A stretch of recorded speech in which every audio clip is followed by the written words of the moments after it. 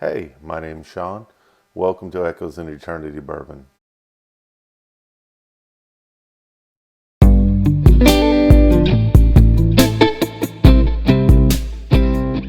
Hope you're all having a fantastic day. It's Sunday, just got home from a guy's road trip this weekend. Had an amazing time with a couple of buddies, Nick and Steve. First time we've done a road trip together. Things went great, had a blast. Kind of wanted to talk a little bit about, what I was able to find when I was up in the Atlanta area this weekend. Looking forward to sharing some of the different bottles that I got from this weekend. I'll also put together kind of a picture collage at the end. We went on an ASW distillery tour. Plus, we did a lot of cool things in Atlanta. Atlanta's a very cool area. We stayed in the Cabbage Town area in Atlanta. Never been there before. Buddy Nick knew about it. Real neat vibe down there. Had some amazing food. Went to a couple places to eat there. Went to Fogo de Chao, which was great. Had a blast there. Spent some time over at the Battery.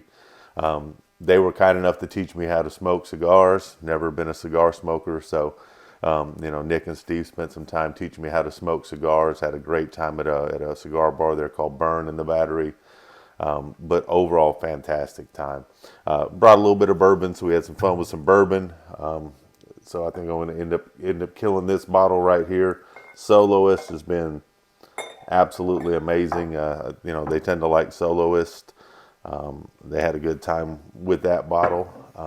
Trying to think what else they like. They like some of the Woodford Double Oaked.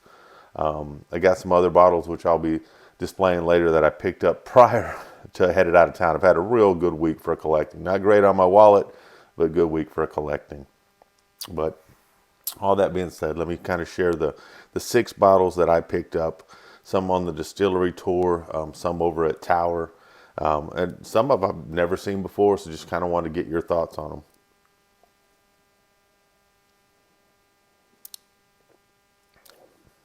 Man, I absolutely love that Soloist.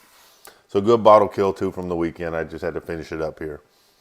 So we went to Tower Records, not Tower Records, golly, the Tower Wine and Spirit, which is fairly close to the ASW distillery that we went to. And picked up 3 bottles in there. The first one here is Balcones Tank, Texas Single Malt Whiskey. This was a Tower selection. I hadn't opened it yet, hadn't tried it yet. Hadn't done a whole lot of Texas whiskey, so I'm interested to see how this is going to taste. It was bottled at 63.9% alcohol volume, so we're looking at about 127.8 proof on this. Very reasonable price. It was $39.99, so if it's something that I'm not a big fan of, I could say, okay, I didn't really kill my wallet on this, but if anybody's tried this, let me know. I'd love to find out what they think about it.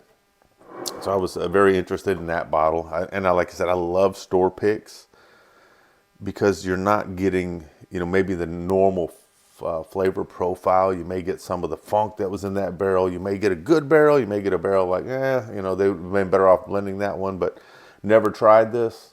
Interested in checking it out.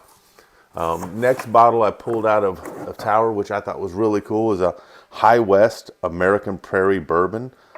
This is one of their store selections also. It's coming in at, what do we got here? 49.4% alcohol, so right at 98.8 proof. It's a limited release bottle. I like High West. I thought this would be a really neat selection, something that I'm not going to see in this area. First one I've seen like this where they did a store pick, so I like store pick stuff, so I was able to pick that up. Again, really not breaking the budget on this. I think it was $50 for that bottle. So I'm interested to try it if I can find a normal bottle of this and compare the two against each other and see what I got on there. Next bottle was something that I'm interested in. I've never tried the Widow Jane. This is the 10-year anniversary edition. This one was a little more expensive, came in at right at $99, but I've been hunting for the Decadence for a while. I haven't been able to find that, but I'm a collector by nature. So when you put a cool tag on there, it's like 10-year anniversary. I'm that sucker that's gonna buy it. and maybe I'll open it someday, maybe I won't. But I was very interested in that. So after that, we went to ASW, and I'm telling you what, I really, really enjoyed the tour at ASW. Jesse out there did a great job of answering questions, showing us around about what they're doing. They have 3 different locations in Atlanta. They've got their rick house in one location. They've got the tasting room where we were at. It was over off, I think, Armour Drive. And then they've got another location over in the Battery where they do a lot of their gin and vodkas. We specifically went to go look at their bourbons and whiskeys and stuff like that. Their tasting room was outstanding. The staff there was outstanding. Like I said, Jesse and company out there took a lot of questions, answered them very well. We had another nice group that was there with us at the same time. And they'd purchased a single barrel, so I wasn't sure if they were a liquor store or if they were maybe a restaurant that had been able to pick a barrel. But they were interested in maybe looking at another barrel selection at the time. And so while we were there, ahead of time before I booked the tour, you can purchase bottles. So I've been looking for one of these bottles here locally for a while, and I said, okay, let's see if I can get it there. And this is the one that I purchased before I even went on the tour, which is the Georgia Hardwood. Comes in at 116.8 proof. This is a wheated bourbon. I haven't had it yet. I've heard a lot of good things about it. Couldn't find it in this area. So was very excited about that while I was there. I actually got 2 of these bottles. One so I can crack and enjoy, and the other is going to be, I'm sure, a bunker bottle or maybe a trade bottle in the future. But I always try to get 2 of something that I can't find. That way, if I really like it, I've got a bunker. Or if I enjoy it, but it's like, it's not worth bunkering, I can maybe trade it out for somebody else to get some interesting stuff. So I was very excited about the Hardwood. They also had a Hardwood bottle there on site for people. If you're a Georgia fan, it was a back-to-back Hardwood, Georgia, where it was actually a single barrel selection for their back-to-back national championships. So that may be in the picture collage that you'll see after this. Is a higher proof point. And the cool part about this is if you're a University of Georgia person, I mean, ASW is just the place for you. It was 2 roommates from the University of Georgia that, always had this idea. They're big fans of rye. They wanted to do their own rye whiskeys and stuff. Years later, they came back together and put together a recipe that they enjoyed, got some created. They started selling some White Dog and things like that to some of the local restaurants.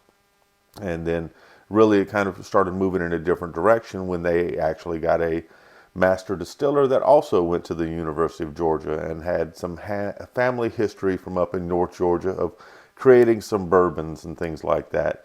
So I'll just leave it like that, but it's really turned out very well for them. They've started getting a lot of notoriety, very interesting way that they went about it. And there's something about the climate here in this area. I'm a big 13th Colony fan, but also ASW, becoming a huge fan of them as well. It's something about the climate and how warm it gets here that you're getting a lot of expressions, a lot of flavor out of maybe a younger bottle that you don't get out of a 10, 12, 15-year bottle, because it moves so much in that barrel and you get so much flavor profile in that barrel that it just makes for a great bourbon. And they do some malted whiskey and they do some other things and their ryes, which are outstanding. And that leads us kind of into the next bottle that I was looking at was this right here, Resurgent Rye. I've got a Resurgent Rye, but this is a barrel strength coming in at 122.8 proof. This was, I think, the one that Nick, myself, and Steve just absolutely loved. We're like, wow, they're not maybe even high proof people, but when it's so smooth, it's so good. When you're coming in still at a high proof, something I don't get to see in this local area. I was able to purchase there, of course, 2 bottles, one for my for opening and the other for bunkering. I'm going to bunker this bottle because outstanding. Really, really liked it. A friend of mine, Paul, we were texting back and forth a little bit about this. He says he gets coffee notes. I'm kind of getting more of some chocolate notes, but everyone's palate's a little bit different. And maybe as I explore it more, maybe I'll pull some of the coffee notes out of it. Super smooth, great mouthfeel, fantastic rye. Great job on this one right here. I was very, very pleased to have that as a possibility. Was definitely looking forward to picking that bottle up. And then there was one bottle that again, Paul, we texted back and forth. He was telling me, he says, look, if you have an opportunity for this, if they've got it, let me know. And I'm like, okay. So what he was looking for was this bottle right here, which is the Fiddler Ambirana. And this is coming in at 110.2 proof. Very cool bottle. Absolutely love the design on the bottle there. It's a finished bourbon. But his description, and they had a batch called Patient Zero. And this isn't that Patient Zero batch. But this is when in his description, he says, it's like drinking Cinnamon Toast Crunch. And I mean, that had me intrigued right off the bat. I like cinnamon. I'm a big cinnamon profile guy, but I've never, I pull cinnamons out of things more like a baked cinnamon, something like that. But it literally, when I drank it, he was spot on. Even though this is a different batch, I pulled a lot of the cinnamon in it. I pulled, the Cinnamon Toast Crunch. Like, eating, I don't know if you ever had cinnamon sugar bread, toast in the mornings. It reminded me a lot of that. Definitely one bottle for open, definitely one bottle for bunker. This was outstanding. So if you have the opportunity to get up to Atlanta, go to ASW. I'd highly recommend it. The tour I wanted to get was booked, but I'm sure that we'll get it next time. It's the one where you actually get to go to the rick house, and you'll get to thief some of the bourbon out of the barrel and stuff like that. And you have, you get more tastings with it. I think you get 3 tastings with that. The one that we were on, you only get 1 tasting, but of course you could buy more. But you're able to buy 6 bottles there. Max that out. Steve and Nick bought some bottles as well. Had an amazing time. But Atlanta was a great time for this weekend. Do some bourbon hunting, hang out with the guys. Like I said, I'll do a picture collage on this. If there's any of these bottles that you've tried, let me know. Let me know what your feedback on it is. I'm sure I'll be breaking them down and doing more of a in-depth review on each one of these as I pop them open. If there's something you want me to try first, put it in the comments. Something I'm doing well, let me know. Something I'm not doing well, let me know. Getting closer to that 500 subscribers. We're at 440 right now. At 500, get to go ahead and set up a video talking about, here's what we're going to do. I'll leave it open for a week if you're a subscriber. After that 500 we hit, and you put in that catchphrase, it'll put you in for a drawing for an opportunity at that 13th Colony Sour Mash, which has been discontinued, a sample pack, or even an infinity bottle. But thank you for all you do. Have an amazing Sunday. God bless. Have a great day.